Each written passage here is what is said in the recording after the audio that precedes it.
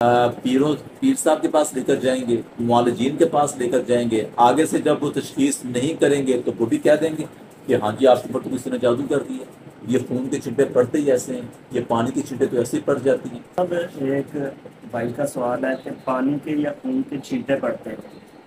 تو یہ کیا سحر مرشوش ہے، یعنی کہ پھینکا گیا جادو ہے، چھڑکا گیا جادو ہے، یا کہ یہ جنات کی طرف سے ہے؟ اس کے بارے میں بتائیے۔ اس کے بارے میں یہ ہے کہ پانی کے اور خون کے جو چھینٹے پڑتے ہیں نا، یہ جادو کی ایک علامات ہے، ٹھیک ہے۔ اور میں جو ہوں وہ ایک دو علامات کے اوپر کسی کے اوپر جو ہے نا وہ سمجھ لیں کہ یہ نہیں کہتا کہ جی آپ کے اوپر جادو ہو گیا، ٹھیک ہے، اس کو مور نہیں لگ جاتی ہے، ٹھیک ہے، کیونکہ اس کے لیے اس کے خوابات دیکھنے پڑتے ہیں، پڑھائی کرنی پڑتی ہے، اور معاملات ہوتے ہیں جس سے جا کے اس کی تشخیص ہوتی ہے کہ اصل معنی میں اس کے ساتھ کیا مسئلہ ہے۔ پہلی بات تو یہ ہے۔ دوسری بات یہ ہے کہ جادو سے زیادہ خطرناک جو چیز ہے اس صورت میں پانی اور خون کے چھینٹے جو پڑتے ہیں، اصل میں یہ جنات کے ذریعے سے کروایا جاتا ہے یہ عمل،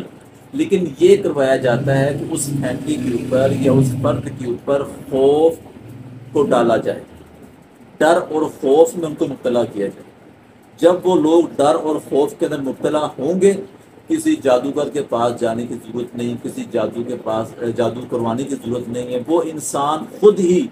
اپنے ڈر اور خوف کی زد میں آ کر بیمار ہونا شروع ہو جائے گا، پریشان ہونا شروع ہو جائے گا، میرے اوپر کسی نے کچھ کر دیا ہے۔ جب وہ یہ باتیں پیر صاحب کے پاس لے کر جائیں گے، معالجین کے پاس لے کر جائیں گے، آگے سے جب وہ تشخیص نہیں کریں گے تو وہ بھی کہہ دیں گے کہ ہاں جی آپ کے اوپر تو کسی نے جادو کر دیا، یہ خون کے چھٹے پڑتے ہی ایسے ہیں، یہ پانی کے چھٹے تو ایسے ہی پڑ جاتی ہیں، ٹھیک ہے نا۔ تو اس کا کوئی ایسا معاملہ نہیں ہے۔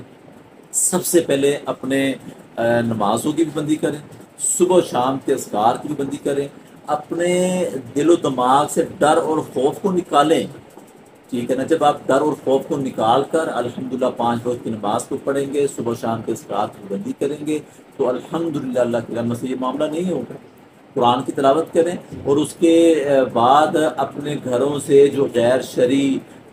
چیزیں ہیں ان کو ختم کریں، تصویریں ہو گئی، میوزک ہو گیا، پھر اسی طرح شوق کے ساتھ کتے کو پالا جاتا ہے، ٹھیک ہے نا۔ جو اس طرح کی جو چیزیں ہیں جہاں پر اللہ کی رحمت نہیں آتی، کیونکہ اللہ کے نبی صلی اللہ علیہ وسلم نے فرمایا کہ جس گھر میں کتا ہوتا ہے، جس گھر میں تصویر ہوتی ہے، وہاں پر اللہ کی رحمت نہیں آتی، وہاں پر شیطان آتا ہے۔ جب اللہ کی رحمت نہیں آئے گی اور جب شیطان آئے گا تو پھر مسئلے تو خراب ہوں گے۔